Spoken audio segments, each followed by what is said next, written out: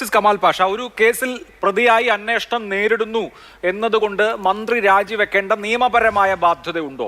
ഒന്നാമത്തെ ചോദ്യം. ഇപ്പോൾ ധാർമ്മികമായ ബാധ്യതയുണ്ട് എന്നുള്ളതാണെങ്കിൽ ഇവിടെ മന്ത്രിക്ക് പിഴവ് പറ്റി, ധാർമ്മികമായി അദ്ദേഹത്തിന് തെറ്റുപറ്റി, അതിന്റെ ധാർമ്മിക ബാധ്യതയേറ്റ് ഒരു തവണ രാജിവെച്ച് മാറി നിന്നു, പിന്നീട് തിരികെ വന്നതാണ്. അപ്പോൾ ഒരു കുറ്റത്തിന് 2 തവണ രാജിവെക്കണ്ടല്ലോ എന്ന് മന്ത്രിക്ക് പറയാൻ കഴിയുമോ?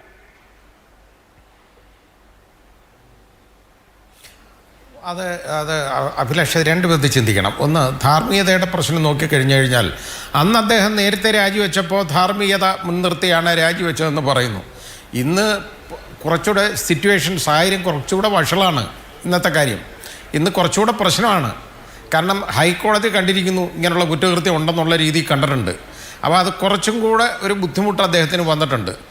പിന്നെ അടുത്തത്, നിയമപരമായ ബാധ്യത ഉണ്ടെന്ന് ചോദിച്ചു കഴിഞ്ഞാൽ ഞാനത് യഥാർത്ഥത്തിൽ നിയമപരമായ ബാധ്യതയുണ്ടെന്ന് പറയും.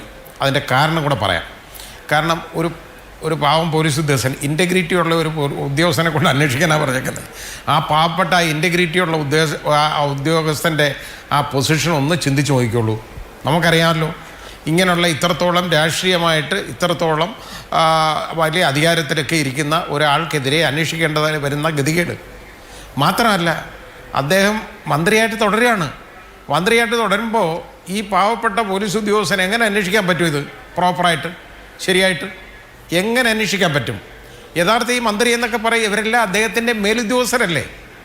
അങ്ങനെ അധികാരത്തിൽ ഇരുന്നുകൊണ്ട് ഈ അന്വേഷണം നേരിടുക എന്ന് പറയുന്നത് ധാർമ്മികത ഇല്ലായ്മ മാത്രമല്ല, എൻ്റെ അഭിപ്രായത്തിൽ അത് രാജിവെക്കേണ്ട നിയമപരമായ ഒരു ബാധ്യതയും കൂടെ ഉണ്ട്. കാരണം അല്ലെങ്കിൽ പ്രോപ്പറായിട്ടുള്ള ഒരു അന്വേഷണം നടക്കാൻ പറ്റത്തില്ല. അദ്ദേഹത്തിൻ്റെ കീഴുദ്യോഗസ്ഥൻ അദ്ദേഹത്തിനെതിരെയുള്ള ഒഫൻസ് അന്വേഷിക്കുകയാണ്. അതാണ് നമ്മൾ കണക്കാക്കേണ്ടത്. അദ്ദേഹത്തിൻ്റെ വകുപ്പ് വേറെ ആയിരിക്കും, അത് ശരിയാണ്. പക്ഷേ മന്ത്രിയാണല്ലോ, നമ്മുടെ ഈ ഭരിക്കുന്ന പാർട്ടിയുടെ ഒരു പ്രബലനായ നേതാവും മന്ത്രിയാണ് അദ്ദേഹം.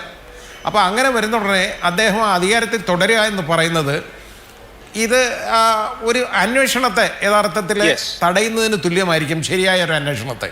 അതുകൊണ്ടാണ് ഞാൻ പറഞ്ഞ ഈ ക്രൈംബ്രാഞ്ച് ആയാലും കേരള പോലീസ് ആയാലും ഇത് അന്വേഷിക്കാൻ പറ്റുന്ന ബുദ്ധിമുട്ടാണ്. അല്ലെങ്കിൽ അദ്ദേഹം അധികാര സ്ഥാനത്ത് നിന്ന് മാറണം. ഇല്ലെങ്കിൽ അതാണ് ഞാൻ പറഞ്ഞത്, അത് നിയമപരമായ ഒരു ബാധ്യതയും കൂടാണ്. അവിടെ നമ്മൾ വെറും ധാർമ്മികത മാത്രമായിട്ട് കാണുന്നതിന് അർത്ഥമില്ല. ധാർമ്മികത മാത്രമല്ല, നിയമപരമായ ബാധ്യത കൂടിയാണെന്നാണ്.